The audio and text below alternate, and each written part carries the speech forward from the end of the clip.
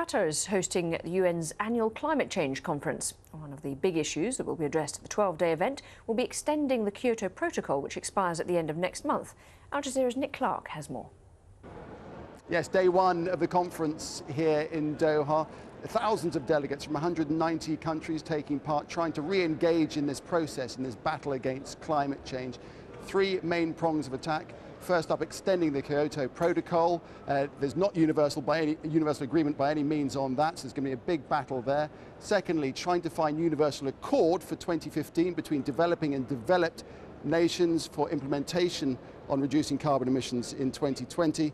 And thirdly, unraveling the complex world of climate finance. All this pulled into sharp focus by the big weather events we're seeing around the world. There's one going on right now in the United Kingdom. A lot of heavy rain putting parts of the country under 1.5 meters of water. Simon McGregor-Wood has this report. Great swathes of England under floodwater. Torrential downpours and storm-force winds combining to cause massive disruption. And all after one of the wettest summers on record. In the ancient town of Malmesbury, the River Avon burst its banks, flooding the centre of town. Saturated local farmland meant the latest downpour had nowhere to go. David Whitby and his family had to flee their home in the dead of night. Yeah, that's the high water mark there. Right. He loves the river, but wonders now if he should move. You just can't cope with it. You know, as I said, we were coping with 8 inches of water because, you know, we expect that. We live by the river. But when it's 3 feet deep and the electricity goes off and therefore the heating doesn't work and, you know, etc., it just becomes uninhabitable. The British government's latest report into climate change says that flooding is the big challenge facing this country.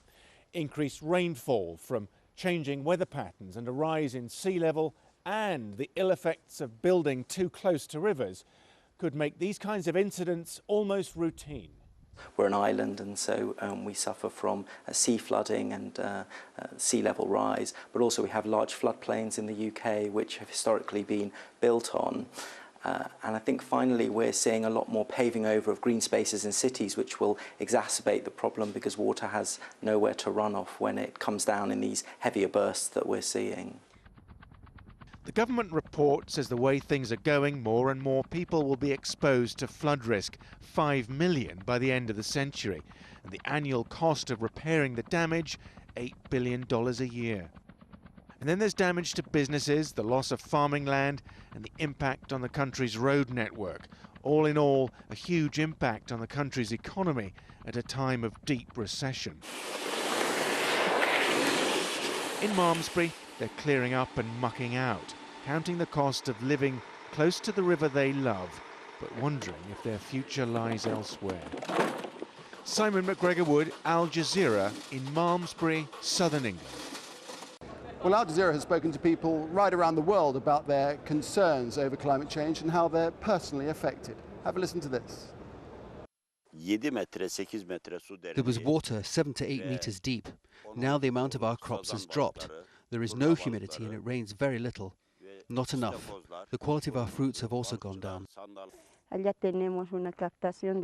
water comes from the springs that are fed by the glaciers. If the water is gone, we will all have to leave. For me, climate change feels personal.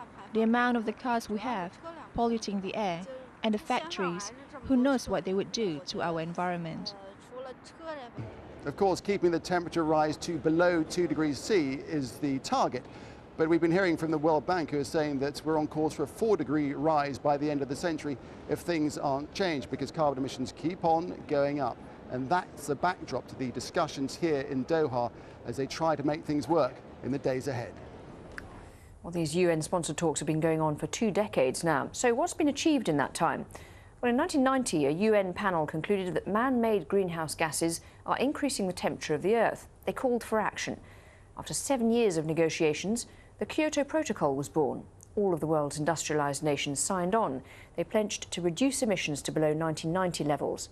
That accord took effect in 2005, but by then the agreement had been watered down. The US, which initially signed on, didn't ratify the deal, meaning it wasn't required to meet any of its obligations. And China, the world's biggest polluter, wasn't required to reduce emissions. The Kyoto Protocol expires at the end of this year, and the way forward is what the summit in Doha is all about. Joining us now from Washington, D.C. for more on these talks is Rick Piltz. He's a founder and director of Climate Science Watch. Thanks very much indeed for being with us. Just on the issue of the United States and not kind of committed to the Kyoto Protocol, are any discussions of climate change without that participation valid? Well, I don't know about the Kyoto Protocol. The United States is not going to become a party to that, but I think the next step is going beyond that to the agreement that the countries have agreed from Durban last year to reach by 2015. That will be a global agreement that needs to include the United States as well as the other countries with some kind of legal agreement on limiting emissions. So I don't expect that. Go ahead. No, I was going to say, do you I don't expect that this conference in Doha will lead to that, but hopefully it will make progress toward that. But do you think that the kind of the atmosphere has changed in the United States at all on climate change? Because it seemed that before there was a lot of kind of resistance to the whole idea of it. Has that shifted at all, do you think? And will that make any difference in terms of what the US can do? Yes, I think it has shifted. It's not clear how much difference it will make.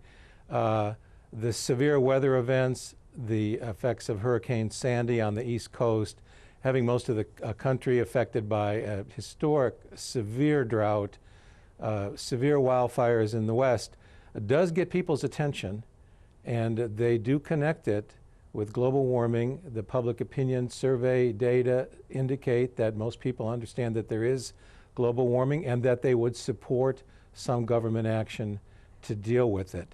But that public opinion has not really been mobilized and focused either from the grassroots, although there is now a climate movement working to do that, and it has not had the leadership from the top. It hasn't had the top U.S. leadership articulating the problem and mobilizing public support for strong action. That still remains to be done.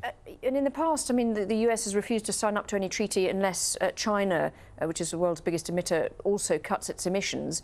Do you think that it's fair for the United States to tie it to what China does, and do you think that's still the position? Well, it's a global problem, and it will require global participation.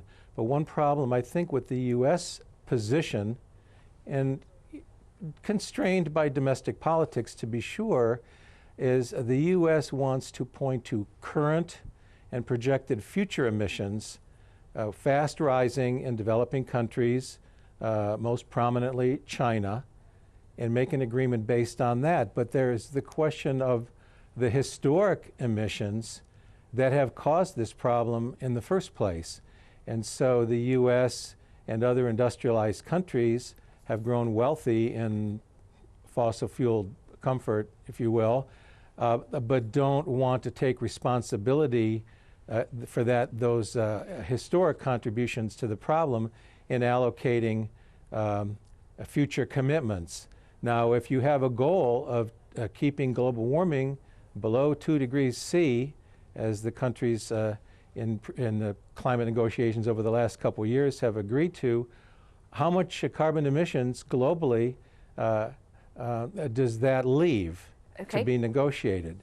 Rick. You'll find that, I think that all of the countries that are producers of oil and gas and coal already have known reserves that are far beyond what would be necessary to raise that global temperature.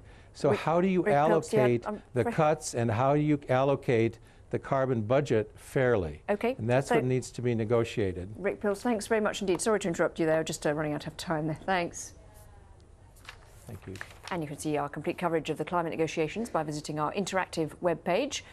Timeline of past conferences, background material, and how the negotiation process works, all on there.